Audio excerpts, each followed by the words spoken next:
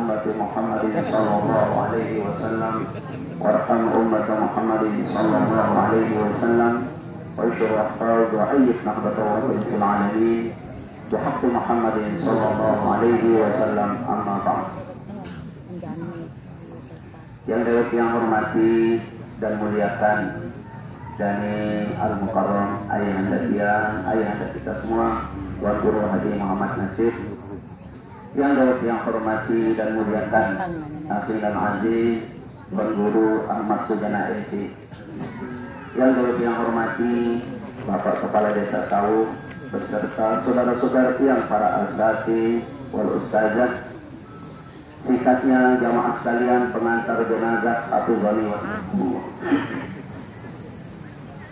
Mari kita bersyukur kepada Allah Subhanahu wa Ta'ala yang pada hari ini, siang hari ini, yang puluh semua masih sehat, masih sempat, masih dalam keadaan iman, sehingga yang puluh semua mampu dan bisa melaksanakan wajib kifayah yang perlu semua, terkhusus menyolatkan, memakamkan ibunda kita tercinta ini. Semoga yang perlu semua berhusnul khatimah, terkhusus ibu kita ini, mudah-mudahan almarhumah berhusnul khatimah. Amin. Allahumma sholli, yang selalu bertakwa dan mengenal Allah Subhanahu wa Ta'ala, dan pada akhirnya nanti yang perlu semua mendapatkan syafaatul uzma di hari kemudian. Amin. Jamaah sekalian, jamaah pengantar jenazah, hafizani wa iyyakumullah. Penyaksian daripada ibunda kita ini dari masjid, dari masyarakat, dari Raden Tuan tadi, beliau menyaksikan bahwa beliau ini ternyata penggemar kebajikan. Syukur itu kayu lalu milik kebaikan, dan semua kebaikan itu beliau tidak pilih-pilih, dan inilah yang seharusnya yang puluh contoh. Hizbullah namanya, pengajian namanya, layatan namanya, asalkan ini labelnya adalah label khair, beliau selalu kunjungi dan hadiri. Pada talqin tadi itu jamaah sekalian, sifat Allah itu didahului, la yamut, tidak mati.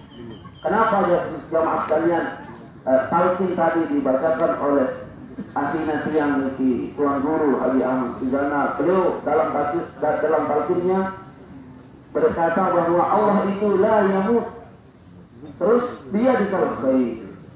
Pada tangan Allah, pada kekuasaan Allah itulah kebaikan dunia akhirat. Percuma ada kebaikan itu lalu ulung yang musnah. Sebaik apapun orang tua kita, tetapi beliau akan musnah, terputus musnah, jadilah yatim yang peluru, lalu masih kecil, terlunta-lunta kehidupan. Ini amak saya dengan sudah, amak saya demikian, dia mau mati, tapi Allah la yamut. Selagi ang peluru memiliki gagah, kaya, sugih, tetapi akan mati. Kebaikan yang beliau berikan kepada tiang peluru selaku istri terbatas. Tapi sungguh jamaah sekalian, kebaikan yang minallah, datangnya dari Allah adalah la yamut, tidak sekali-kali akan mati. Dia dikal khair, innaka ala kulli syai'in qadir. Maka tiang peluru berharap kebaikan, hanya kebaikan itu datangnya dari Allah Subhanahu wa Ta'ala. Selanjutnya jamaah sekalian, semua manusia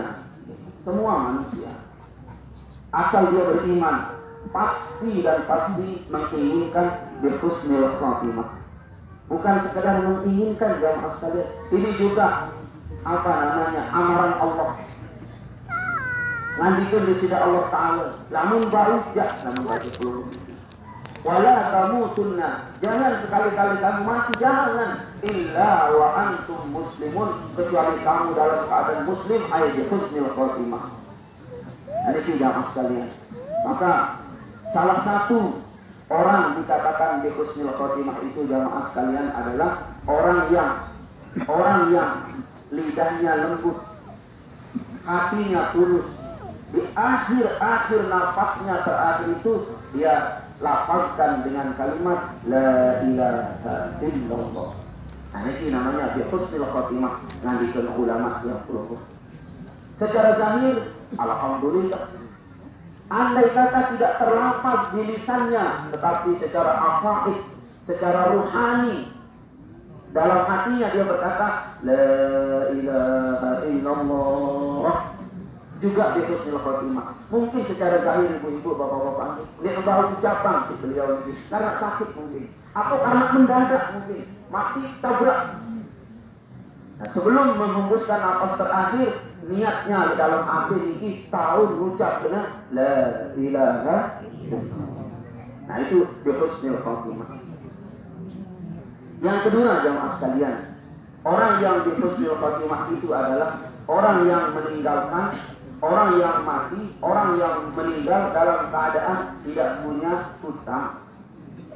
Nah ini kriteria di husnul khotimah. Jadi ada layatan-layatan yang perlu memiliki. Selalu keluarga atau si pentakziah berkata begini, di akhir ceramahnya, di akhir takziahnya, beliau berkata, lamun nara utang barek, lamun cari timur iki jamaah utang barek ini dia bahasa utang barek, utang barek artinya utang model recehan itu, sekedar selai rupiah, 100 rupiah, mungkin lupa ke uang utang bawang, beli bawang le tenten cari timur bawang. Itu mungkin penghasil perunggu mikir selai rupiah, dia mampu nanti, dia mampu bayar. Aku kurang selai rupiah, saya rupiah angin bawang, lupa tentok, maafkanlah ya mas sekalian. Mungkin beliau ini pernah berjanji, maafkan. Kenapa jamaah sekalian? Syarat orang di husnul khotimah itu harus lunas utang. Jadi dia main-main di keluarga si berkata lunas. Kalau ada utang janji, utang harta, utang doi bandel, cepat diwalakan atau tempat tagilah keluarga yang masih hidup. Itu tidak main-main jamaah sekalian. Syarat menjadi orang di husnul khotimah harus lunas utang. Jamaah sekalian, hafizani wa iyyakumullah. Semua yang perlu memiliki berkeinginan di husnul khotimah. Dan jamaah sekalian, ciri-ciri beliau di husnul khotimah kayaknya ini juga cukup memenuhi syarat. Tadi ada saksi di masjid, juga tadi Raden Tuan juga ada saksi. Kulung itu sangat banyak nelayan. Cuma di sini yang sampaikan jamaah sekalian, hafizani wa iyyakumullah. Lunas. Ada satu penghalang husnul khotimah itu. Lupa beriki. Siapapun pelunggung kami itu. Ada satu penghalang di husnul khotimah sekedip itu lagu racun. Yang sebahagian yang perlu lalai terhadapnya. Satu penghalang di husnul khotimah adalah putusnya silaturahmi dengan terlalu disapa. Ini penghalang husnul khotimah. Apalagi tidak sapa mentolak. Ada? Tidak ada.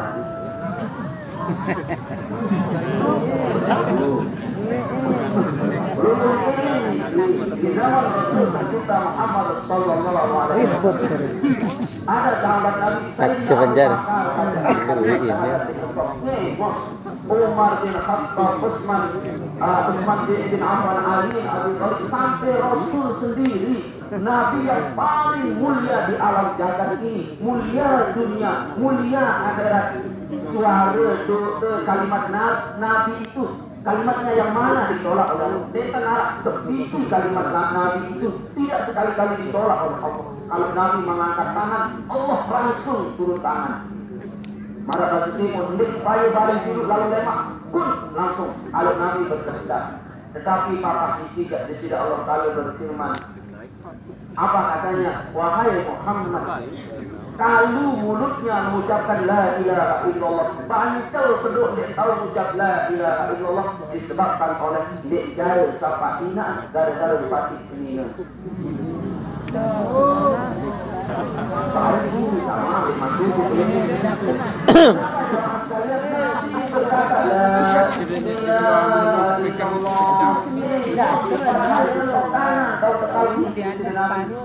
Dan tarinya itu masih ranjang, masih harap embok.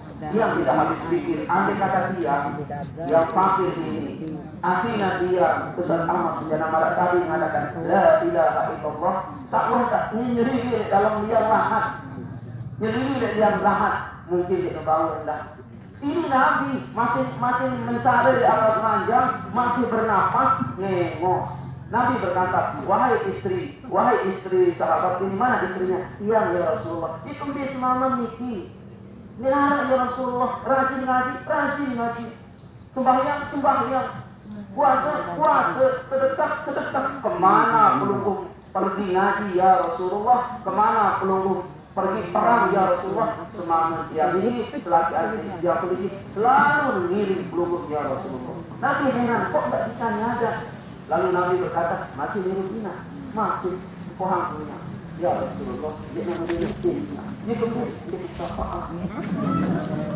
kata Rasulullah, oh iya sebab ini dia tahu nyadar gara-gara dia siapa? Dia beli punya anak punya menantu. Dia siapa? Punya. Oh, ngaku saya ngatur daun. Nah itu sama sekali remeh. Gara-gara pendirisan. Gara-gara pendirisan jamaah sekalian, sayang 1000 sayang. Tidak ada artinya salat sembahyang yang penuh, sedekah yang penuh, haji umrah yang penuh, lalu masih bahaya. Itu bahayanya apa? Bahayanya ialah yang penuh itu terhambat zikir kalimat tauhid menjadi husnul khatimah yang kedua yang menghambat husnul khatimah adalah tergambar dalam riwayat murid daripada Fudail bin Iyad. Murid beliau ini jamaah sekalian satu-satunya muridnya yang paling alim. Fudail bin Iyad ini jamaah seorang ulama waliyun min auliyatillah di zaman itu. Kedua murid subhanallah alim, soleh, murid ini alim soleh. Namun dia mampu ngaji, namun dia mau hadir di suku majelis Fudail bin Iyad, muridnya inilah yang mewakilinya. Saking cerdasnya. Lalu murid ini meninggal dunia. Mohon maaf, sebelum meninggal dunia, beliau sedang sakaratul maut. Kasusnya sama Bapak, jamaah sekalian, mami dia. Kasusnya sama, datanglah sang guru mentalkin muridnya yang sedang sakaratul maut. Sebelum dia matur lebih jauh, lamun kemudian ustaz, lamun kemudian tuan guru, lek kampung, lek halaman yang penuh meniki, lamun kemudian sakaratul maut, dia pok ini. Dia kok dulu ini, dia suruh anta la ilaha illallah. Dia suruh anta ini mentalkin beliau, mentalkin si orang sakaratul maut. Siap beliau. Nah, yang lanjutnya mas sekali. Lalu Fudail bin Iyad datang ke muridnya Niki. Murid beliau mentalkin muridnya, wahai muridku tercinta, kamu ini sedang sakaratul maut. Ucaplah la ilaha illallah. Bahasa Timur, bahasa Pancor Niki jamaah ngentes. Belum yang tidak tahu bahasa ini. Itu memang apa ada? Bapak paham lagi. Lalu beliau lagi berkata, la ilaha illallah. Engkas doang itu. Jauh. La ilaha illallah. Engkas. Fudail bin Iyad berkata, wahai muridku, ini ada apa? Kamu ini guru la ilaha illallah. Kamu ini guru berdakwah di mana-mana, selalu mengajar orang zikir. Kamu selalu berdakwah bilang dia sedang kenapa begini? Nangkas doang. Akhir keburu meninggal dunia. Maka muridnya ini wafat mati dalam keadaan su'ul khotimah. Nauzubillah. Padahal pada saat itu beliau berstatus apa? Al-alim, al-allamah, sahibul fadil, sahibul izzah. Karena mulia dah beliau itu. Pada saat itu beliau mulia, nomor 2 lah setelah gurunya. Maka gurunya ini menangis jamaah. Fudail bin Iyad menangis semalam-malam. Sampai ke pemakaman nangis. Sampai beliau Fudail bin Iyad sholat hajat. Mohon kepada Allah, ada apa muridku ini yang alim ini, yang soleh ini meninggal, dia tahu la ilaha illallah, ada apa? Nampak lihat malam ketemu jendela, lalu malam zikir malam. Setelah zikiran dia pulang. Setelah pulang mimpi ketemu muridnya. Subhanallah, jamaah sekalian, muridnya mimpi lalu terikat bongkok. Nyurah. Gurunya berkata, wahai muridku, kenapa kamu begini? Kamu meninggali. Mulai nasi, Pak Guru. Mulai nasi, mulai bagian awal. Tidak boleh begitu, kamu mestinya, kamu itu ustaz, kamu itu alim, tak meninggali. Mulai nasi. Dia tahu benar-benar mulai nasi. Mengadak nasi murid. Putri tak bahas, kembali mereka. Wahai guruku, nasib tiang kaku kalu lisan tiang berkata la ilaha illallah, pancel sedek pendek tahu kena la ilaha illallah, lumpuh waktu mengatakan la ilaha illallah waktu tiang sakaratul maut iki, pancel senduk penuh sedek pendek tahu. Lalu gurunya berkata, kamu kending. Maka beliau menjawab, mohon maaf yang meninggal ini menjawab, wahai guru, di dunia dulu berdua saat penyakit, lalu berobat ke dokter Yahudi. Nah, waktu kemudian obat si dokter Yahudi ini enggak nampak kali sembuh ini harus minum tua sesidut. Lalu ini pun sekali setahun. Kata gurunya tetap minum dari sekali setahun. Berhenti tadi tetap minum. Lalu tetap minum sekali setahun. Sesidut tua ini kumat doang penyakit keto. Katanya inilah yang menghalang la ilaha illallah, terhalang di mulutmu dan terhalang di hatimu gara-gara kamu minum setetes air khamr sekali setahun. Berhenti lalu sedemikian. Tidak kenal. Mohon maaf yang mau belajar bahasa tahu karena yang sering begini. Nah ini yang masalah. Ini yang dua ini yang menghalangi yang pelunggung di husnil khotimah jauh-jauh di dua perkara ini. Nah namun masih harap dengan syukur ini jahat dan hal sidur ini bukan istighfar.